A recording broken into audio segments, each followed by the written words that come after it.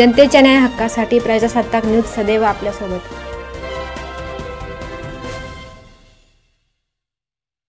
गावठी पिस्तूल जवळ बाळगणाऱ्या दोघांना अटक।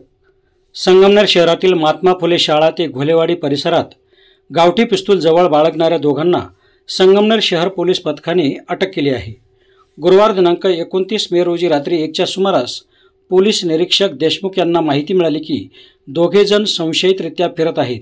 या प्रकरणी देशमुख यांनी तातडीने घटनास्थळी पाहणी केली असता या रोडवर शेख मुजम्मिल शेख मजीद वय 22 वर्षे राहणार वाणी मुसलमान बौद्धवाडा जमुना तालुका खामगाव जिल्हा बुलढाणा आणि जमीर खान नजीर खान वय 40 वर्षे राहणार मिलन कॉलनी तालुका खामगाव जिल्हा बुलढाणा हे दोघे अंधारात संशयितरित्या फिरताना दिसून आले।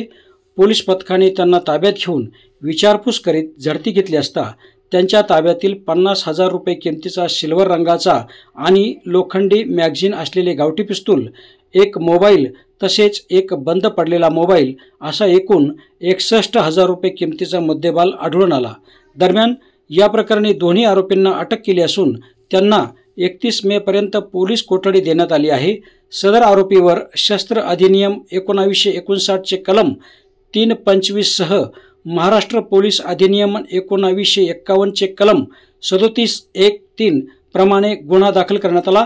सदरची कारवाई पोलीस अधीक्षक सोमनाथ घारगे, अप्पर पोलीस अधीक्षक वैभव कलबुर्मे, उपविभागीय पोलीस अधीक्षक डॉक्टर कुणाल सोनवणे, पोलीस निरीक्षक रवींद्र देशमुख यांच्या मार्गदर्शनाखाली सहाय्यक पोलीस निरीक्षक विश्वास भानशी, रावसाहेब लोखंडे, रामकिसन मोकरे, अतुल उंडे, अजित कुऱ्हे, सोपान बाचकर, साईनाथ पवार आदी पोलीस पथकाने केले आहे।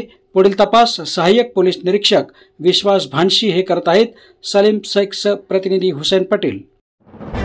आपल्या परिसरातील ताज्या घडामोडी पाहण्यासाठी आजच प्रजासत्ताक न्यूज 24 ला सबस्क्राइब करा आणि 10 अपडेट तसेच लाईक अँड शेअर करायला विसरू नका।